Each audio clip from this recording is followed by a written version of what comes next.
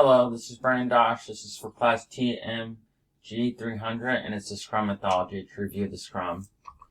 So Scrum methodology, why should your projects use a Scrum method?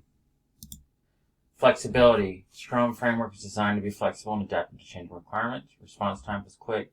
This allows for more efficient and effective approach.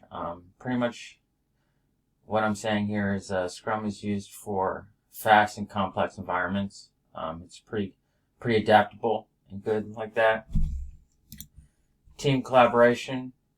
So that it's based on self-organization, cross-functional team working towards a goal. The members are empowered to make decisions and work together.